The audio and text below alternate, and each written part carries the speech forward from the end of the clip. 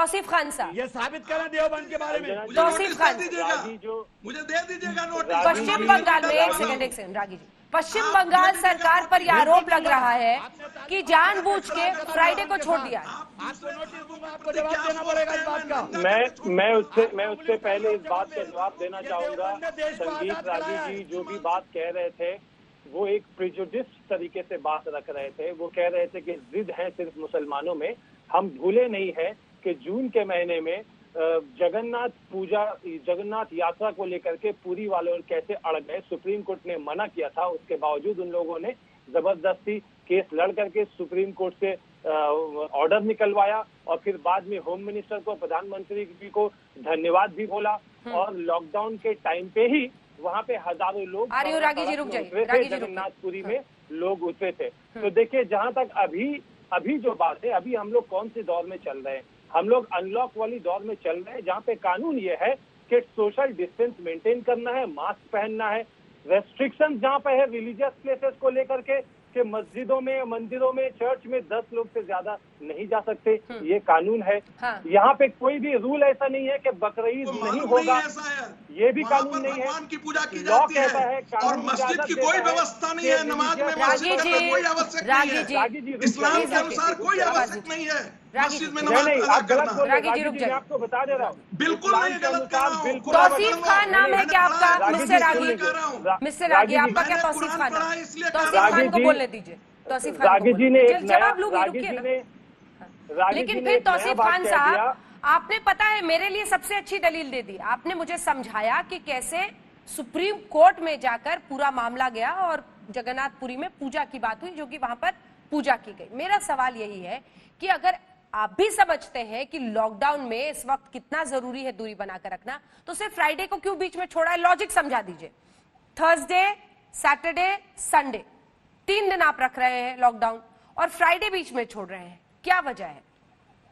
इस महीने में, जुलाई के महीने में 3 दिन डिक्लेयर कर दिया गया है। थर्सडे है, फिर सैटरडे है और उसके बाद यही तो बीजेपी कह रही है कि आप जुम्मे की नमाज की वजह से शुक्रवार को नहीं कर रहे हैं। आप सवाल क्या 4 बार पूछ चुकी है आपसे, जवाब तो दीजिए। हाँ, तो क्या जुम्मे की नमाज की वजह से छोड़ा है?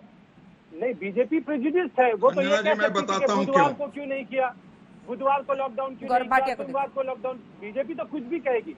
मैं आपसे देखिए कानून की बात कर रहा हूँ। अभी संगीत रागी जी ने एक नया लॉजिक समझाइए ना सर। मस्जिद की आवश्यकता ही नहीं है। अरे एक सेकंड, मस्जिद की आवश्यकता बिल्कुल है जुमा की नमाज के लिए, वरना लोग जोहर पढ़ते हैं, जुमा नहीं पढ़ते। देखिए, अब मैं रूल की बात करता हूँ। फ्राइडे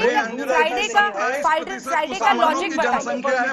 फिर रागी साहब आवाज नीचे कीजिए। रागी साहब प्लीज बकरा की बलि चढ़ाई जा सकती है, ये कानून कहता है कि मंदिर में भी बकरा का बलि चढ़ाया जा सकता है। अभी हाल में ही सुप्रीम कोर्ट ने ऑब्जर्व किया, चीफ जस्टिस ऑफ इंडिया ने कहा there is a dichotomy, killing animal and consuming is allowed but killing animal offering to deity and then consuming is not allowed. Supreme court ये मामला already सुन रही है केरला में। ठीक है, गौरव जी कुर्बानी पे कोई रोक नहीं है। हाँ, आप रूल बनाते हैं कि कैसे साफ सफाई मेंटेन हो, कैसे सोशल डिस्टेंस मेंटेन हो। इस रूल को सारे लोगों को मानना है, हर स्टेट का अपना अपना रूल है। लेकिन इस बहाने अगर आप संजीत सोम जैसे लोग जो कहते हैं कि तुम आलू से खाओ वरना तुमको जेल में भेज देंगे, ये जो है क्वेश्चन मार्क खड़ा करता है कि बीजेपी असल में करना क्या चाहती है, बीजेपी की पॉलिसी कितनी कम्युनल है, वो किस तरीके से जहर घोल रही है। ये संगीत सोम जैसे लोग जो है बीजेपी का पोल खोल देते हैं। भले ही बीजेपी के बड़े नेता, चाहे हमारे प्रधानमंत्री रहते हैं, लॉ बनाइए, नोटिफिकेशन बनाइए, उसका पालन होगा, प्रोवाइडेड कि वो आप अल्ट्रा वायरस ना करें, कानून के खिलाफ ना। ठीक है, गौरव जी जवाब दे रहे हैं। देखिए अंजना जी, सबसे पहले तो तौसीफ जो है युवा अधिवक्ता है और जब ये कहते हैं कि जगन्नाथपुरी यात्रा के लिए सर्वोच्च न्यायालय ने रोक लगाई और उसके बाद आपने बिल्कुल सही कहा कि रोक लगने के बाद सर्वोच्च न्यायालय ने ही आदेश किया कि यात्रा होगी। और इन्होंने जिन शब्दों का प्रयोग किया, इन्होंने कहा ऑर्डर निकलवाया। कोई वकील अगर कहे ऑर्डर निकलवाया तो ये अपने आप में कंटेम्प्ट ऑफ कोर्ट है। ऑर्डर पास होते, ऑर्डर निकलवाए नहीं जाते।